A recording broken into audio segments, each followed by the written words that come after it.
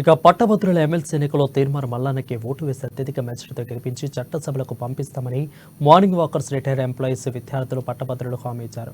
వరంగల్ ఖమ్మం నల్గొండ పట్టభద్రులు కాంగ్రెస్ అభ్యర్థి తీర్మానం మల్లన్న నల్గొండ కేంద్రంలోని ఎన్టీ కళాశాల మేకల అభినవ్ అవుట్డోర్ మైదానంలో మార్నింగ్ వాకర్స్తో కలిసి వాకింగ్ చేశారు. తనకు ఓటేసి గెలిపించాలని వాకర్స్ను అభ్యర్థించారు.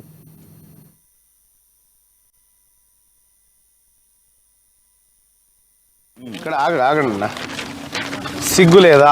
వాడు 100 కోట్లు నొక్కేస్తున్నాడు, ఇది మన డబ్బే. వాడు దేశాన్ని అమ్మేస్తున్నాడు, ఇది మన దేశమే. వాడు విధిల్చిన గుప్పెడు నోట్లు తీసుకొని ఓటును అమ్మేసుకున్నాక ఇక వాడిని మనం ఎలా నిలదీయగలం? దొంగల నుంచి లంచం తీసుకొని ఓట్లు అమ్ముకోవడానికి మనకు సిగ్గు లేదా అని చెప్పి ఓటర్లను ఓ రకమైనటువంటి చర్ణకోల పెట్టి కొడుతున్నటువంటి మాట ఇది. వాస్తవానికి కూడా ఓటు అమ్ముకునేటువంటి, నేను ఒకసారి ఉత్తరప్రదేశ్ రాష్ట్రంలో ఒక పేద మహిళ ఇంటికి పోయినా, కిత్నా को बेचते हो आपका वोट అని అంటే हम क्यों बेचते भाई అని మాట చెప్పింది. हम वोट नहीं बेचते हो, ఓటు అమ్మినా మా శరీరం అమ్మినా ఒకటే అని చెప్పి చెప్తా ఉంది ఆ మహిళ.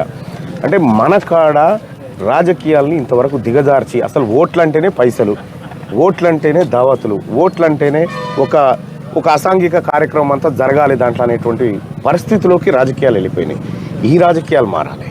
ఓటు ఎంత విలువైందో ప్రజలకు తెలవాలి. ఓటు విలువ ఎప్పుడు తెలుస్తుంది ప్రజలకి కూడా?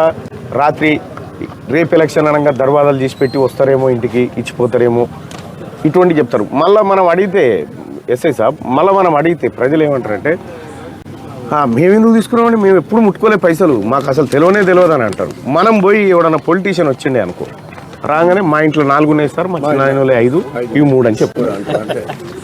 ఇట్లా లెక్కలు ఎత్తారు. ఇది నిజం సార్. ఈ నిజాన్ని మాట్లాడుకోకుండా ఓట్ల కోసం నాటకాలు ఆడితే సమాజం సంకనాకపోతుంది సార్. ఏమి చేయనప్పుడు మోర్లే పంది చచ్చిపోయినా ఒకటే, మనం చచ్చిపోయినా ఒకటే సార్ ఈ సమాజం. ఇది చూడన్నా, ఇగో తల్లిదండ్రులను నమ్ముకోవడం లేదు, పొడబుట్టిన వాళ్ళని నమ్ముకోవడం లేదు.